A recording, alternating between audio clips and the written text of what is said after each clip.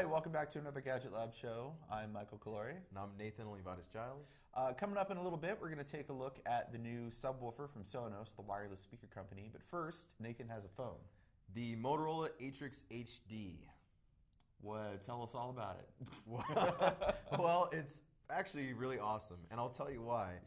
For one thing, it's running Ice Cream Sandwich, Android 4.0, and I used to like HTC's version of Ice Cream Sandwich the best, but this version is even better because it is really stripped down. It's almost close to stock Android. Wow. Which is great. So have they ditched their, what are they using, Moto Blur? Yeah, Moto Blur's gone. You still do have this social media widget, which takes some of your contacts, I guess people you contact a lot, and kind of puts their faces up here.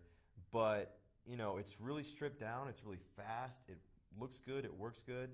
The widgets that they do have are helpful. In the past, it just felt bloated and slow, and it wasn't a good experience. So good UI. Now, I remember the thing about the Atrix when it first came out. It was the first Motorola phone that had like the whole sort of accessories ecosystem around it. They had web tops, and they had lap docks, and yeah. So it was. If you don't remember, 14, 15 months ago when the first Atrix came out, it was a phone that you plugged into the back of this sort of dumb laptop, and the phone became the brains for the laptop. Yeah, powered never worked well. Yeah, it was just kind of weird, and it was really expensive. It was like several $100s. Yeah, and you could also buy like a funky dock for connecting it to your HDMI. All that's port gone on your HDTV. All that's gone. All that's gone. Now there's an HDMI port in the top. Okay. No more web top. None of that's happening. Okay, because it was nonsense, which is good.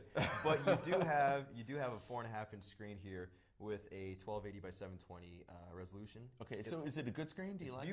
It's beautiful. It's not too big? No. I mean, 4.5 inches I think is a decent size. It's on the big side of things, but it's not too big. So are your hands.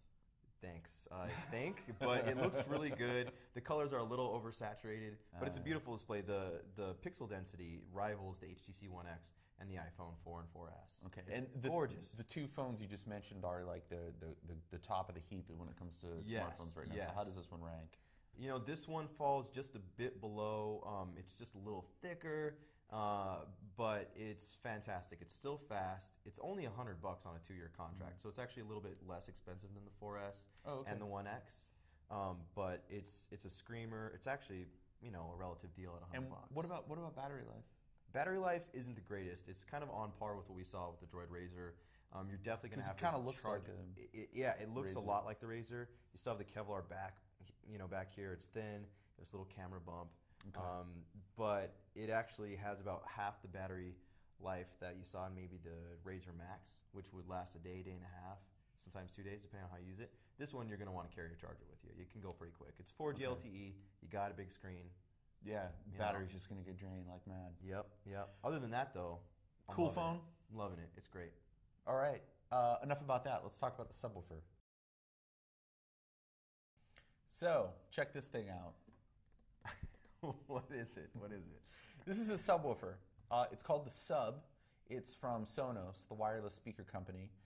It has this sort of hole in the middle, this sort of donut design. It's very attractive. Yeah. But it is kind of bulky. It's about 16 inches squared and about 6 inches deep. Wow. So it's also designed so you can lay it flat and slide it under a couch or something like that in a desk. in your home. Yeah. So it's a wireless speaker. It's a wireless subwoofer, and it looks good. So, but does it operate on its own, or do you have to have? Because Sonos, they make a bunch of stuff. Right. So you have to be like a Sonos person, basically, right? You have to be one of those people who has Sonos stuff in their home in order for this to make sense. So if you have one of these, which is the Play 3 speaker, they make one that's a little bit bigger called the Play 5. There's one that's even a little bit bigger. They make amps that you can hook up to your existing sound system. But, it's all wireless and everything's controlled through your smartphone. Yeah.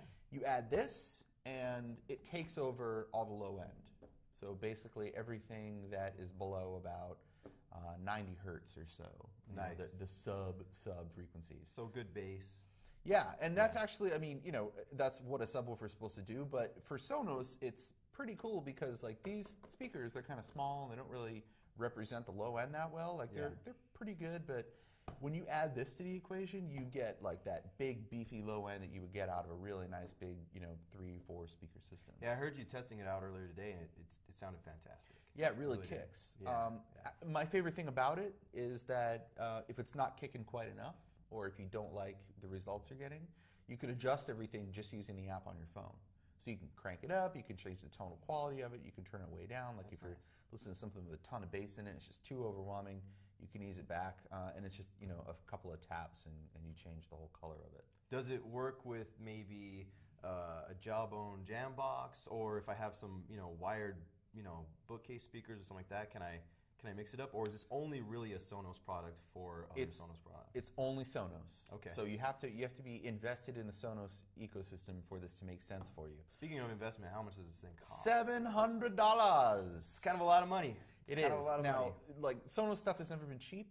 It's always been a little bit too expensive. But you're not just paying for sound, because you can get a subwoofer for half the money that sounds as good as this one. This has 2 drivers, it's ported, it's really intelligently designed speaker, but there's a lot of really intelligently designed speakers out there. So the only reason you're buying this is because it fits into the whole wireless home multi-room audio system that you've already invested a couple of grand into, or $500-600 into by being a Sonos. So you're paying for the convenience, the overall user experience. Yeah, which is awesome, by the way. Yeah. I must say, like I've tested AirPlay stuff and DLNA stuff and Bluetooth stuff you mentioned, like the Jambox, and this is so ridiculously easy to set up. Yeah. You plug it in, you press a button, you bring up the iPhone app, and then in about 30 seconds, all of a sudden, you got bass. All right. I was really surprised. Actually, I was like, you're kidding, that's it. Yeah. So that's why you pay the premium on Sonos stuff. But it's pretty awesome to look at too. So if you're a big fan of design, stylish. It is stylish. Yeah, definitely is. What do you think? I think it looks good. I think that I'd like to listen to it a little bit more. $700, it's a lot, but like you said, if you're already invested in that, it might be worth it. Yeah, and if it's for you or not.